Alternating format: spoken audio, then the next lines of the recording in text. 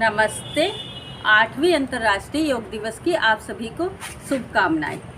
इस योग दिवस पर हम योग से संबंधित कुछ बातें जानेंगे। रोज़ हम जो योगाभ्यास करते हैं वह योग साधना कहलाती है। जब बात हमारे ज्वाइंट पेन और गाउट पेन की आती है तो यह बात योग चिकित्सक के पास चली जाती है। हमें किसी अच्छे योग चिकित्सक की देखरेख में ही हमें अभ्यास करने चाहिए। हर शख्स की अलग अलग समस्याएं होती हैं,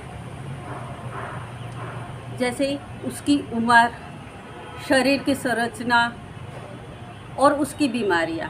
उसी के अनुसार योग टीचर उनको अभ्यास कराते हैं। जब हमें ये प्रॉब्लम शुरू हो जाती है तो हमें किसी अच्छे योग टीचर की सलाह लेकर उसी के अनुसार हमें योगाभ्यास करना चाहिए।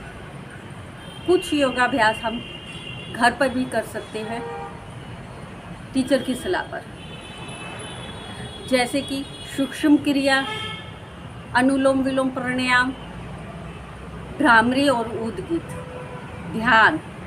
यह रोज़ सुबह हमें 10 से 15 मिनट करने चाहिए। जिनका बीपी हाई होता है उन्हें भ्रामरी नहीं करना है। सूक्ष्म क्रिया और ध्यान करने से हमारे जॉइंट पेन में काफ़ी आराम मिलता है। अब जानेंगे कि योगाभ्यास करते समय हमें किन किन बातों का ध्यान रखना जरूरी है। सबसे पहले तो हमें खाली पेट योगाभ्यास करना है। अगर हमने खाना खाया है तो कम से कम 2 घंटे का गैप होना ज़रूरी है। नंबर 2, हमें ज़मीन पर आसन बिछाना है और अपने शरीर के क्षमता अनुसार ही अभ्यास करने हैं। शरीर के ज़्यादा ज़बरदस्ती नहीं करनी है। नंबर 3, अभ्यास करते समय शुरू में 15 सेकंड रुकना है। उसके कुछ महीनों बाद हमें 30 सेकंड रुकना है।